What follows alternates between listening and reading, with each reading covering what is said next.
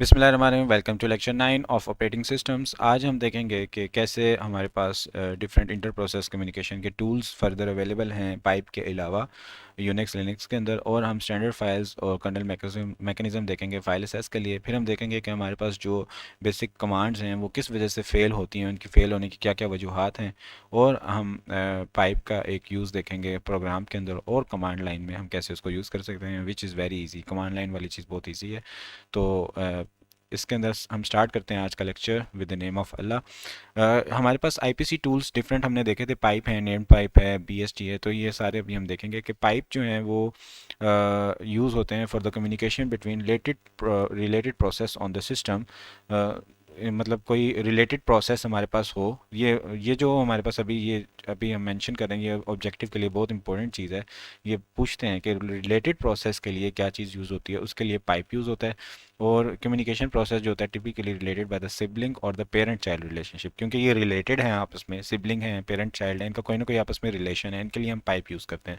फिर हमारे पास कुछ प्रोसेसेस होते हैं जो अनरिलेटेड होते हैं। तो ऐसे प्रोसेस जिनके अंदर कम्युनिकेशन करनी है जो रिलेटेड हों या अनरिलेटेड हों लिनक्स यूनिक्स के अंदर, उनके लिए हम यूज़ करते हैं नेम्ड पाइप। क्योंकि इसके अंदर जो पाइप है वो तो रिलेटेड प्रोसेस के लिए इस्तेमाल हो जाता है। नेम्ड पाइप फिर हम अनरिलेटेड प्रोसेस के लिए भी यूज़ कर लेते हैं, हम स्पेसिफिकली नेम बता देते हैं प्रोसेसेस का। उसके बाद हमारे पास एक नेक्स्ट चीज़ है that is B S D socket, जो कि यूज़ होता है बिटवीन रिलेटेड और unrelated processes on same system और unrelated processes on different systems. यानी सेम सिस्टम पे रिलेटेड अनरिलेटेड प्रोसेस के लिए भी B S D socket use हो रहा होता है, और unrelated processes on different system के लिए भी बी एस डी सॉकेट इस्तेमाल हो रहा होता है।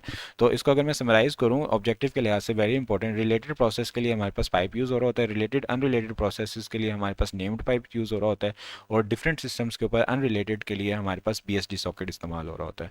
अच्छा, अब हमारे पास जो सिस्टम कॉल्स हैं वो देखते हैं कि फ़ेल क्यों होती हैं और क्या इनकी फर्दर डिटेल्स हैं। हमारे पास एक ओपन की सिस्टम कॉल थी जो हम फाइल को ओपन करने के लिए यूज़ कर रहे थे।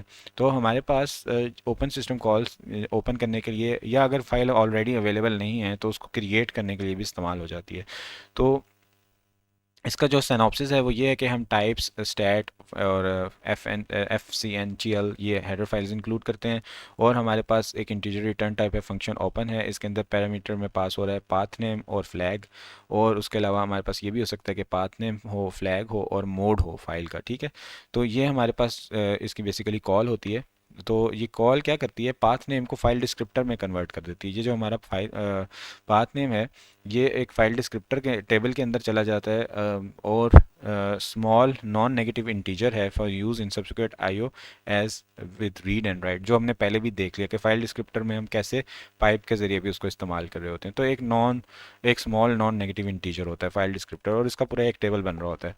जब कॉल सक्सेसफुल हो जाती है तो फाइल डिस्क्रिप्टर रिटर्न हो जाता है with the lowest file descriptor not currently open for the process. जैसे हमारे पास पूरा टेबल था, इसमें अगर पहली 3 जगह फिल हुई हुई हैं तो हम चौथी जगह देखें, यानी सबसे छोटी जगह जो खाली है वो हम तलाश करेंगे और उसके अंदर हम फिल कर देंगे इसको।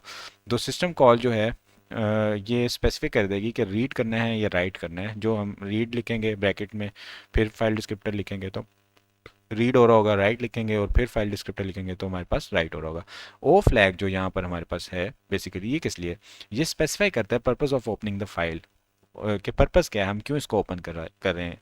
और मोड जो होता है, बेसिकली मोड हमें बताता है कि फाइल की परमिशन क्या है। ठीक है, और O flag value constructed by ORing various flags.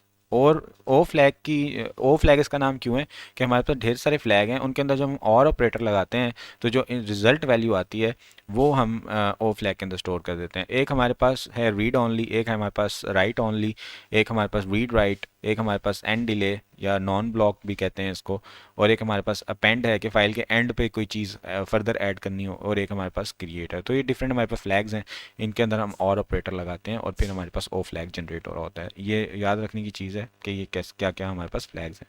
Open system call जो होती है ये किस वजह से फेल हो सकती है, बहुत सी वजूहत हैं। ज़ाहिर बात है ओपन सिस्टम कॉल के अंदर हम ऑलरेडी एग्जिस्टिंग फाइल को ओपन कर रहे हैं, या फिर हम एक अगर ऑलरेडी अवेलेबल नहीं है तो हम उसको क्रिएट करें। तो इसकी जो मेरे समझ में वजूहत आती हैं वो ये आती हैं कि फ़ाइल ही एग्जिस्ट नहीं करती है, ठीक है, या फिर जो फ़ाइल हम ओपन करना चाह रहे हैं उसकी परमिशन हमारे पास नहीं है अवेलेबल, या फिर हमारे पास डिस्क में स्पेस नहीं है। अगर फ़ाइल ऑलरेडी अवेलेबल नहीं है और वो क्रिएट होना चाहती है तो हमारे पास स्पेस फुल हो चुकी है। तो ये हमारे पास डिफरेंट इसकी रीजंस हो सकती हैं, ठीक है। तो अभी हम यहाँ पे देखते हैं कि एक तो नॉन एग्जिस्टिंग फाइल एग्जिस्ट नहीं करती, ऑपरेशन स्पेसिफाइड जो है वो अलाउ नहीं है due to file permission, file जो है वो परमिशन अलाउ नहीं कर रही, ठीक है। उसके बाद search not allowed on computer of path name, जो आपने पाथ नेम मेंशन किया उसमें सर्च ही अलाउ नहीं है। और users disk quota on file system has been exhausted, user का डिस्क कोटा कंप्लीट हो गया, फर्दर फाइल सिस्टम उसके अंदर नहीं यूज़ हो सकता, आप फर्दर फाइल उसमें ऐड नहीं कर सकते। तो file descriptor return by open system call is used in read, जब file descriptor open system call से जो रिटर्न होगा वो हम रीड में यूज़ करेंगे उसको रीड करने के लिए, and right calls for file और पाइप इनपुट आउटपुट, जो हम पहले ऑलरेडी ऊपर देख चुके हैं। उसके बाद हमारे पास रीड सिस्टम कॉल होती है। रीड सिस्टम कॉल की फेल होने की क्या वजूहत हैं? एक तो ये है कि हमारे पास इनवैलिड फाइल्स हैं, इनवैलिड बफर है हमारे पास, या बाइट्स हमने जो मेंशन किए हैं। देखें रीड का जो फंक्शन होता है उसके अंदर हम क्या मेंशन कर रहे होते हैं, यहाँ पे हम फाइल डिस्क्रिप्टर मेंशन करते हैं, यहाँ बफर मेंशन करते हैं और यहाँ नंबर ऑफ बाइट्स मेंशन करते हैं।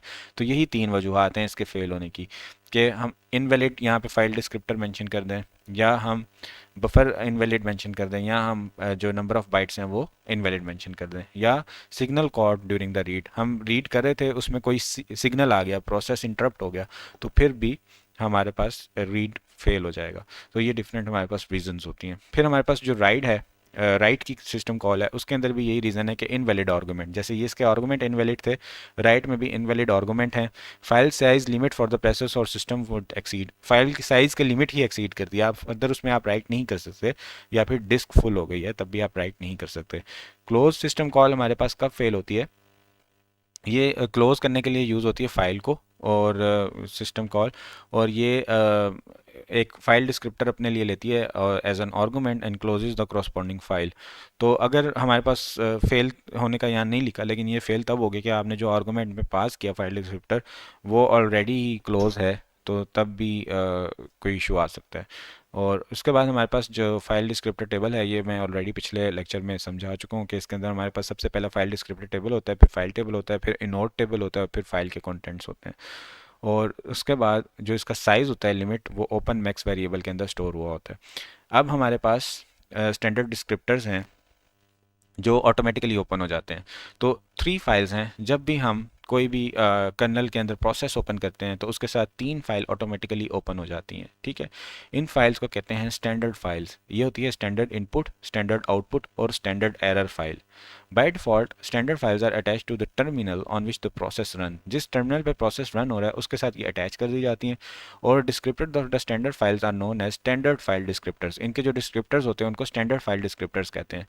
और जो हमारे पास स्टैंडर्ड इनपुट की फ़ाइल होती है वो ज़ीरो डिस्क्रिप्टर होता है उसका, और वो कीबोर्ड से इनपुट ले रही होती है। स्टैंडर्ड आउटपुट होती है डिस्प्ले स्क्रीन पे आउटपुट के लिए यूज़ हो रही होती है। और स्टैंडर्ड एरर जो है ये भी डिस्प्ले स्क्रीन के ऊपर एरर आउटपुट करने के लिए यूज़ हो रही होती है। तो ये तीन हमारे पास स्टैंडर्ड फाइल्स हैं, इनको याद रखना है। ये जितने भी हमारे पास सब्जेक्ट के अंदर 3 पॉइंट्स 5 पॉइंट्स होते हैं, ये शॉर्ट और लॉन्ग क्वेश्चन के लिए इंपॉर्टेंट होते हैं। अच्छा, फिर हमारे पास पाइप सिस्टम कॉल है। तो पाइप सिस्टम कॉल जो है ये किस वजह से फेल होती है कि हमारे पास जो फाइल डिस्क्रिप्टर टेबल है उसके अंदर दो स्लॉट अवेलेबल नहीं है। पाइप को दो स्लॉट चाहिए, एक FD0 चाहिए, एक FD1 चाहिए, या फिर कोई भी इस तरह की दो स्लॉट चाहिए रीड एंड राइट के लिए। वो दो स्लॉट्स हमारे पास फाइल डिस्क्रिप्टर टेबल के अंदर अवेलेबल नहीं हैं पर प्रोसेसर फाइल डिस्क्रिप्टर टेबल के अंदर, या फिर हमारे पास ऑलरेडी टू मैनी फाइल्स या पाइप ओपन हो चुके हैं।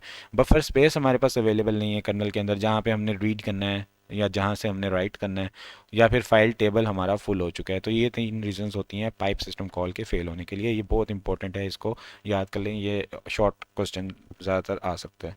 फिर हमारे पास सैम्पल कोड है इंटर प्रोसेस कम्युनिकेशन का, जो हम ऑलरेडी पाइप के लिहाज से देख भी चुके हैं कि हमारे पास एक पेरेंट प्रोसेस है, उसने फोर्क किया चाइल्ड प्रोसेस को।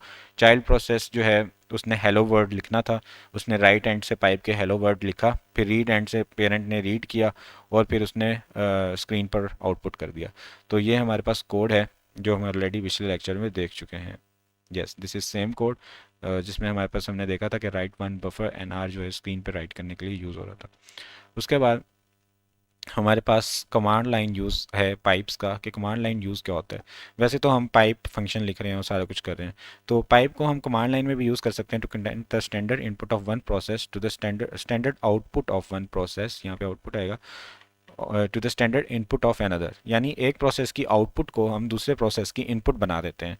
ये कैसे होता है कि हम पाइप ऑपरेटर यूज़ करते हैं, जो कि हमारे पास एंटर के ऊपर वाला जो बटन है वो होता है, शिफ्ट दबाने से अगर आप वो दबाएंगे तो आपके पास एक पाइप ऑपरेटर आ जाएगा। तो क्या करते हैं हम, एक कमांड लिखी, अब इस कमांड का जो आउटपुट है मैं चाहता हूँ मैं दूसरी कमांड को भेजूँ, तो मैं पाइप ऑपरेटर जब लगाऊंगा तो इसका आउटपुट इसका इनपुट बन जाएगा, फिर इसका आउटपुट इसका इनपुट बन जाएगा, इसका आउटपुट इसका इनपुट बन जाएगा। इस तरह पाइप ऑपरेटर यूज़ होता है कि जो भी अभी आउटपुट जनरेट होगा वो अब अगली चीज़ जो मैं लिख रहा हूँ उसका इनपुट बना दो। जैसे इस फिगर में देखें कि ये इसका आउटपुट इस पाइप में गया और ये इसने इसका इनपुट बना दिया। फिर इस तरह हमारा ये कमांड एन जो है वो एन पे, और इससे पिछले तमाम के जो आउटपुट थे वो इसके इनपुट बन रहे हैं। तो इसकी एग्जांपल जो है use of pipe operator shell command के अंदर ये है कि हमारे पास एक है कैट ईटीसी पासवर्ड, ठीक है, यानी हम एक फ़ाइल है ईटीसी फोल्डर के अंदर पासवर्ड उसको रीड कर रहे हैं, और रीड करने के बाद जो उसका आउटपुट है वो इसको भेज रहे हैं, ठीक है। ग्रेप ज़हीर, ग्रेप क्या करता है कि सर्च का कीवर्ड है ये, ज़हीर नाम के जो भी सेंटेंसेस होंगे उनको आउटपुट करेगा, यानी सारी फाइल के अंदर सारे सेंटेंसेस को रीड करेगा, जिन जिन के अंदर ज़हीर है उनको हमें आउटपुट कर देगा, ठीक है। तो यहाँ पे यही हो रहा है कि effect of this command is the grep command displays lines in ETC password file that contain the string Zaheer, ऐसी लाइनें जिनके अंदर ज़हीर है उनको ये डिस्प्ले कर देता है, ठीक है। तो यहाँ पे भी यही हो रहा है, कैट कमांड की आउटपुट जा रही है पाइप में और उसकी आउटपुट जा रही है ग्रेप में, फिर ग्रेप की जो आउटपुट है वो ऑटोमेटिकली डिस्प्ले स्क्रीन के ऊपर जा रही होती है। तो अब ये जो कमांड से हमने ऊपर काम किया, अगर हम पाइप्स यूज़ ना करें तो हमें क्या करना पड़ेगा, फिर हमें ये करना पड़ेगा कि हमें सबसे पहले एक कैट जब हम रीड कर रहे हैं तो हम क्या करेंगे, उसको एक टेम्परेरी फाइल के अंदर स्टोर करेंगे। फिर टेम्परेरी फाइल जो है अब उसके अंदर सर्च करेंगे ग्रेप ज़हीर टेम्परेरी वन, कि ये सर्च करो टेम्परेरी वन के अंदर जितनी भी लाइनें उनके अंदर ज़हीर, फिर वो आउटपुट कर देगा स्क्रीन पे। फिर अब टेम्परेरी फाइल जो हमने क्रिएट की थी उसको हम रिमूव करेंगे। तो इस तरह हमें ये 3 लाइनों में कोड करना पड़ेगा जो ऊपर हम एक ही लाइन में पाइप के ऑपरेटर के ज़रिए से कर पाए थे। यहाँ पे हमारा लेक्चर एंड होता है। Thank you so much everyone for watching and joining. Take care, अल्लाह हाफिज़।